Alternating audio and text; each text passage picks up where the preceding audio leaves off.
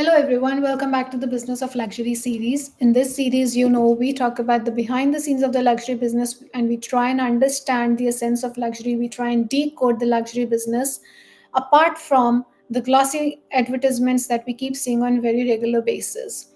This video is going to be focused on Burberry, and in this video, we're going to talk about the strategic pivot that Burberry has undertaken and its transformational efforts. If you follow luxury business and luxury news, you would know that Burberry's strategic pivot has not really panned out, and its transformational efforts have fallen short of what Burberry really wanted to achieve. In this video, we're going to focus on three parts. First and foremost, why did Burberry undertake such a strategic pivot? Secondly, what are the challenges that it faced and why did its strategic shift not pan out? And thirdly, we'll see as to what Burberry can do moving forward, what lies next for Burberry. So, with this as an introduction, let's get started. Let's do a deep dive into what's really happening.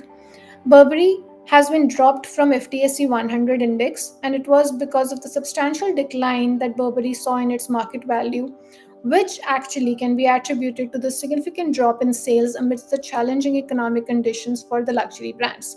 Now, Burberry, which joined FTSE 100 in 2006 after being listed in 2002, has now been relegated to FTSE 250 because its share price fell sharply in the last 1 year and it has dropped by nearly 70% in its market value. Burberry was founded in 1856. However, the brand's journey towards the upscale luxury positioning has been rocky since 2017. The strategic shift was undertaken because of a couple of things. First and foremost, Burberry wanted to increase its brand appeal amongst the high-end consumers. It wanted to replicate the high margins and the stock market valuations which are enjoyed by top-tier brands like Louis Vuitton and Hermès. In this particular effort, Burberry spent heavily in terms of store refurbishment and on marketing, and this has set Burberry back by approximately 700 million pounds or $900 million. Given all this, why did Burberry not really reach what it wanted to do with the strategic pivot, with its transformational efforts, and with this huge budget that it has spent over the past couple of years? When we tried to understand all this, we could see that its challenges could be divided into three parts. First and foremost was the product market fit. Second was that most of the sales for Burberry come from discount outlets. And thirdly, the operational challenges that Burberry faced. Let's do a deep dive into all these challenges that Burberry faced. First and foremost, as we said, is a product market fit. The brand struggled to resonate with the wealthier consumers that it was trying to target because its product failed to strike a chord with the segment. And at the same time, it kept increasing its prices, which have alienated its traditional consumer base. When we talk about the dependence on discount outlets, a significant portion of Burberry's sales and profits come from discount stores.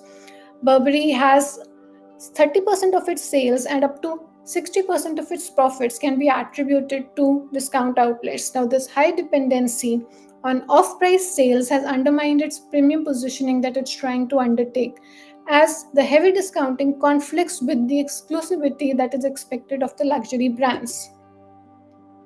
When we are talking about operational comparisons, Burberry's operational model resembles much more of the mid-priced brands like Coach or Michael Kors than the high-end luxury labels. Now, this alignment has made it challenging for Burberry to convince its consumers of its high-end status, as its back-end operations and sales strategies do not support the ultra-premium image.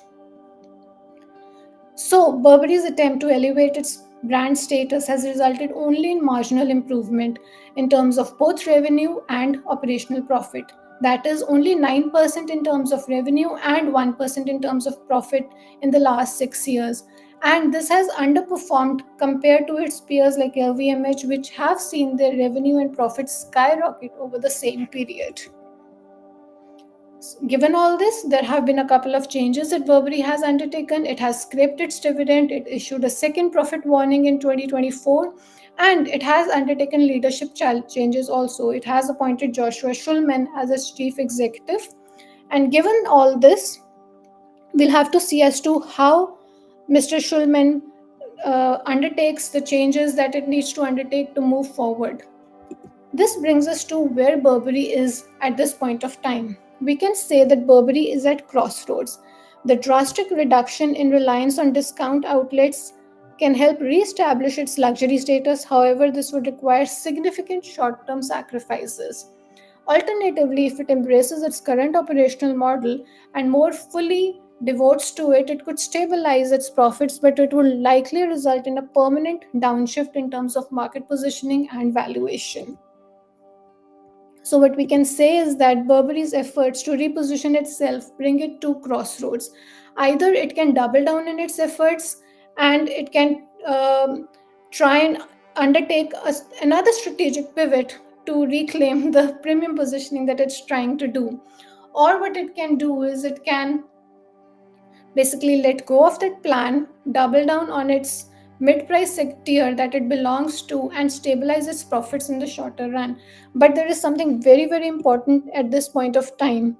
Because its efforts have not really aligned and have not yielded the anticipated benefits, it has exposed Burberry to takeover possibilities. With its stock price significantly depressed and its market valuation at a low ebb, Burberry may become an attractive target for acquisition. Now, the future strategy, whether it involves doubling down on the discount model or it undertakes another transformational pivot, is going to be crucial in determining Burberry's place in the competitive luxury market landscape. So, I hope you've enjoyed this video. I hope you've enjoyed the analysis that we have shared with you about Burberry's strategic pivot, about its transformational shifts that it's trying to undertake. That's all that we have for you in this particular video and in this particular case study. Hope you've enjoyed it. Do stay tuned in for more. Thank you.